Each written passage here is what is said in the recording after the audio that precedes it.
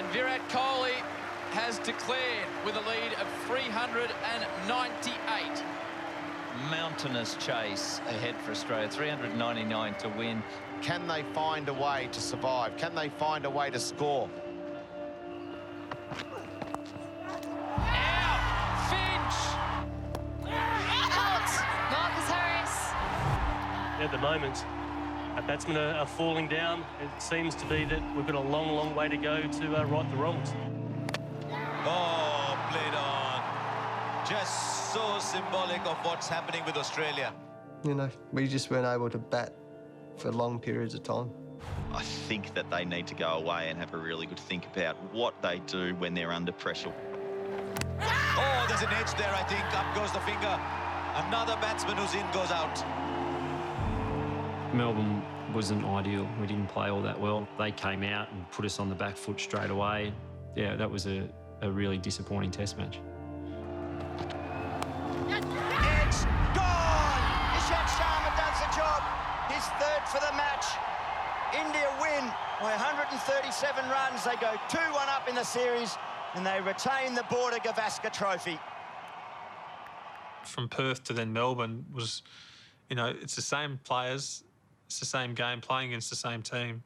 And there's not much different things going on, but the result is so different.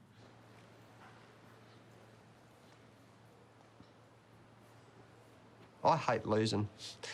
And my body language shows that. I don't like losing, like I suppose all people, but all coaches. And that's something, an area I've got to keep getting better at. You know, that was a very, very flat change room after that test match.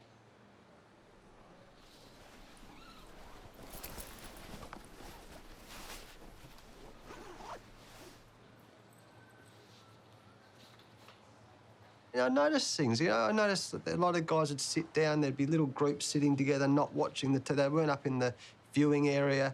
You know, it just seemed to be. We just, even though we had a great win in Perth, it just, I don't know, just we weren't, just wasn't feeling right. It wasn't just the result. Yeah, there was just a lot of frustration that had built up, and it was a very flat change room. I've got Payne to lead the players. They can have a chat to see how they're going to help us go 2-all in the series and what they make from the game. And if I said to Payne, if there's any honest feedback, very happy to take it. But I would just like to see them take a bit of ownership, that's all. We had a team meeting, more about getting some feedback from the players, how we want, and that the players went off and spoke and got some feedback. They're happy with what we're getting. They're saying they can't fault the prep. They just spoke a bit more about just taking a bit of onus themselves, and that's what they reckon. It's just under pressure in the middle, shit in bed. And then they also spoke about the fact that that guys have felt a little bit of the noise from outside. I mean, there's no doubt guys are listening to what's been said.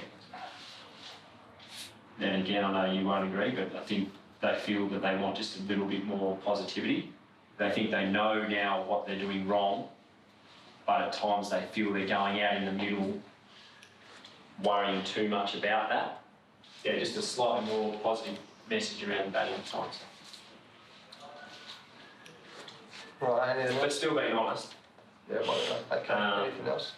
It's always a fine line, actually, as a coach or with all of us. When you're emotional, I think it's best to just take a breath and, you know, and maybe analyse things and reflect on things. On that day, we probably did, but we probably could have left it a bit longer, I reckon. Right, no worries, so far. Come out in 5 minutes. Thanks, mate. I think at that stage, you know, JL was still fairly new to the role. It was his first home summer. He's head selector, he's head coach, he's basically in charge of finding our culture, our setup, all these kind of things. So I think the hardest challenge is everyone in the team has different things that make them tick. So when you think of JL batting, he likes to get in the fight. You know, almost the faster they're bowling or the more he gets hit, the more he loves it. Other batters are the opposite, you know, they just want to relax, be totally chilled out. So you throw that all together, I think, especially the batsmen at times found it hard to just relax and just concentrate on batting. One of the main feedbacks I got from the playing group was that you have talked to all of us about white noise, and it's all white noise. And you say, you know, don't let it affect you, that's mental toughness, but you let it affect you. The reality is, that I think Warne and Smith covered over the cracks. They're going to help when they come back, but there is still a real dearth of quality long-form batting below them in Australian cricket at the moment. The media scrutiny on an Australian cricket team is always intense. At the moment, I defy anybody to pick who the best 6 batsmen are. You've got 50 commentators or something, all with differing opinions, all with throwaway lines. I mean, there's so much talk about the batting, but the bowlers, for an attack that's meant to be one of the best in the world, the numbers don't stack up. I struggled blocking out the noise when I first came into the Australian side. I did relatively well to start, and then all of a sudden, you know, without changing anything, my technique had gone from being unique to this is terrible, should never be done. And I made the big mistake of reading all that stuff. It was a perfect storm of media scrutiny this summer because of what's happened in South Africa. Australian cricket, I think, need to stop worrying about being liked and start worrying about being respected. We might be the most liked team in the world. We're not going to win shit. Everyone's wondering how will they go about it. But on top of that, you've got a new media rights deal. So you've got 2 networks covering the game. This summer was different, and there was a lot of people on the ground, and there was a lot of cameras. You notice when you're warming up before the start of each day, and you know, you get a little 10 by 10 metre bit of grass to warm up on because there's cameras and leads and cameras going everywhere. They forget there's a cricket game about to start. At some stage, it felt like you're in a fishnet. You couldn't go anywhere. It was so claustrophobic.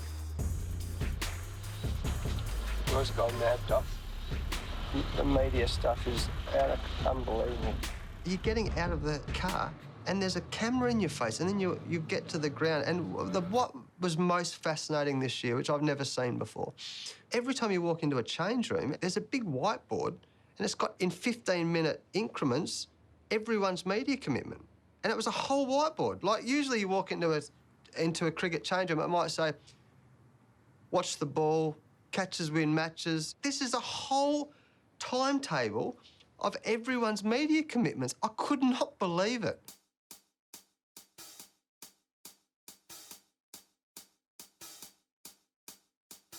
The scrutiny on the Australian cricket team is unique. It's unique in a way that there's not a footy team in the country that endures the same level of speculation and debate about should this player bat at number 5 in the Test side. Glenn is crystal clear from me and the selectors what he needs to do to get back in the Test team.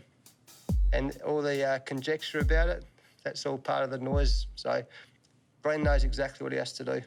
To be completely honest, it got to me this year, and I've been in the business a long time, and I've preached for years. I say, oh, white noise, don't worry about it. Are you certain that's what happened? I'm asking. Are you certain that's what happened? I'm asking Justin. What are you asking? I'm asking who gave the directive. Trevor Hahn said he wasn't aware of such a directive. I'm asking who on the selection panel did say that to Glenn. Did it happen? It's my question. Well, you're telling me it did happen. I'm asking you, did it happen? I had the press conference and I blew up a bit.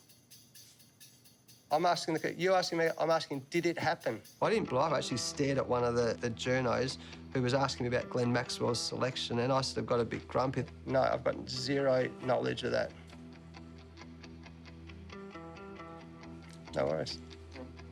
In terms of... Careless whispers, eh? Turn up the next day and there's Langer management.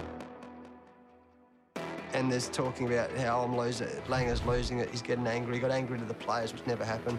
He's getting angry to journalists, and it was like, oh, and that was where it started. That's where my wife started going, mate, I didn't realise that this was going to happen.